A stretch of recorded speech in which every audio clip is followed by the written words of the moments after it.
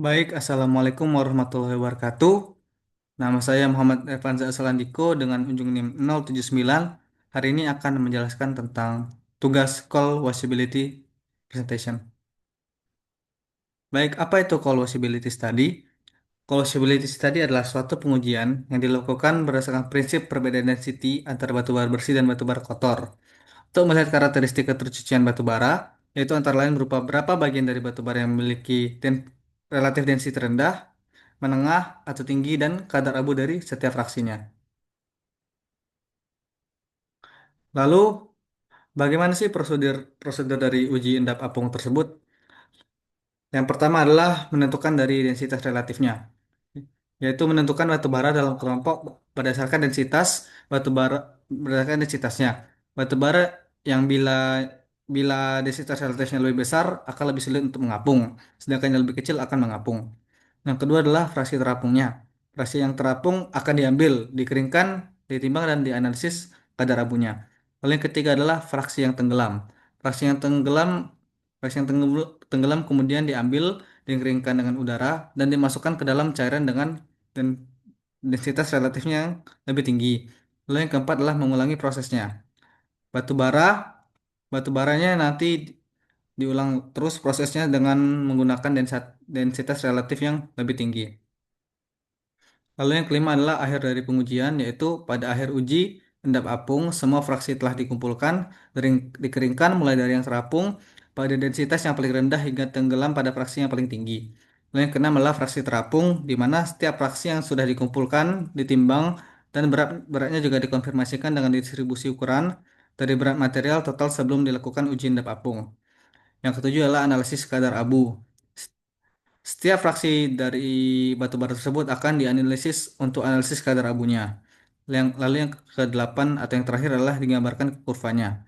Data persen berat dan kadar abu dirajukan dan digambarkan dalam bentuk grafik ketercucian. Lalu ini adalah data yang diberikan dalam tugas collapsibility study yang dimana terdapat tiga data, yaitu yang pertama di kolom yang paling kiri terdapat relative density fraction, di mana itu artinya fraksi densitas relatif dari batu bara yang akan dicuci. Lalu terdapat densitas relatifnya dari 1 hingga 2. Lalu yang di kolom kedua terdapat WT atau weight yang direct weight yang dimana artinya persen berat setiap fraksi densitas relatif didapat dengan membagi berat setiap fraksi dengan jumlah berat keseluruhan fraksi tersebut. Lalu yang ketiga ada direct ash di mana adalah artinya kadar abu pada setiap fraksi densitas relatif. Ini merupakan hasil dari tabulasi data ketersucian di mana terdapat 13 kolom yang dapat lihat pada tabel di bawahnya. Lalu ini ada penjelasan masing-masing kolom dari kolom yang telah diberikan tadi, di mana inilah kolom kolom ke, kolom keempat di mana ad- berjudul atau berisi weight of ash of total, di mana kolom 4 ini adalah persen berat abu di fraksi terapung pada densitas tertentu terhadap berat contoh total. Lalu ini bisa lihat rumusnya di bawah. Lalu pada kolom kelima terdapat cumulative weight of ash atau kumulatif persen dari berat abu. Rumusnya juga dapat dilihat di bawah. Lalu terdapat juga kolom dan ketujuh di mana adalah cumulative loads dari weight persen dan ash persen. Di mana kolom 6 berisi nilai kumulatif persen berat terapung dan kolom ketujuh berisi persen kadar abu dari kumulatif fraksi terapung. Lalu ini ada yang kolom ke-8 di mana kolom 8 ini berisi persen berat abu di dalam fraksi terendap pada densitas pemisah tertentu. Lalu ini ada kolom ke-9 di mana kolom ke-9 ini menjelaskan kumulatif persen dari berat yang terendapkan. Lalu kolom ke-10 ini menjelaskan tentang persen kadar abu dari kumulatif fraksi yang terendapkan. Lalu ini juga terdapat kolom 11 dan 12 di mana kolom 11 ini adalah densitas relatif dari batu bara itu sendiri, sedangkan kolom ke-12 adalah persen berat contoh yang densitas relatifnya terletak antara plus 0,1 dan minus 0,1 dari density. Lalu ini adalah kolom yang terakhir di mana kolom terakhir ini adalah kumulatif terapung dikurangi dengan setengah persen berat fraksi terapungnya. Lalu yang ini bisa dilihat terdapat lima kurva utama yang dihasilkan dari tabulasi data sebelumnya. Yang pertama ada kurva hasil dari washability test, di mana kurva ini yang pertama adalah kurva elementary curve, disebut juga dengan karakteristik karakteristik S-curve.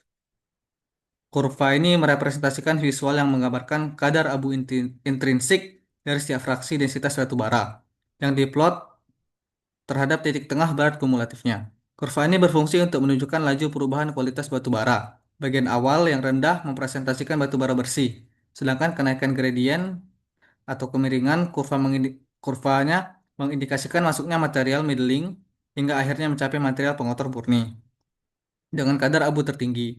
Bentuk kurva ini menjadi indikator utama untuk melihat seberapa sulit batu bara tersebut dipisahkan dari pengotornya pada berat jenis tertentu. Lalu yang kedua ada cumulative load curve, di mana cumulative load curve ini adalah kurva yang menggambarkan hubungan langsung antara perolehan massa dengan rata-rata kualitas produk yang dihasilkan. Grafik ini diplot berdasarkan berat kumulatif fraksi yang mengapung terhadap kadar abu kumulatifnya.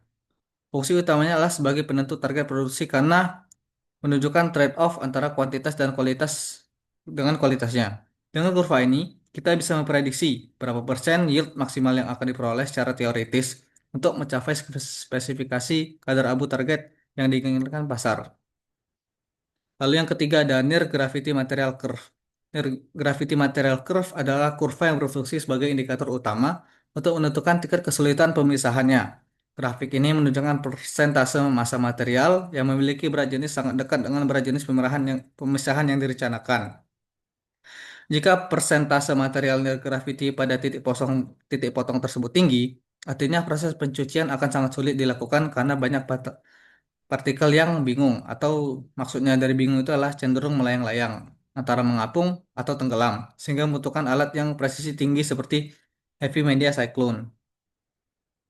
Lalu ini ada juga cumulative sink curve, di mana cumulative sink curve ini menggambarkan karakteristik kualitas dari material sisa atau material yang tenggelam dalam proses pemisahan. Kurva ini memplot hubungan antara berat kumulatif material sisa dengan kadar abu rata-ratanya. Grafik ini umumnya dimulai dengan nilai abu yang sangat tinggi dan menurun seiring bertambahnya berat karena masuknya material middling.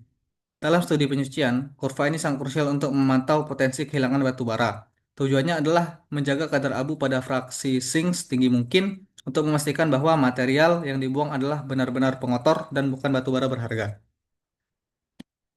Lalu ini ada kurva yang terakhir, di mana kurva terakhir ini yaitu gravity curve. Kurva ini adalah kurva yang menghubungkan cut point density dengan presentasi yield yang akan didapatkan. Grafik ini memplot data berat jenis terhadap kumulatif floatnya. Fungsi utamanya adalah sebagai panduan operasional bagi plan operator untuk menyetel densitas media di alat pencuciannya.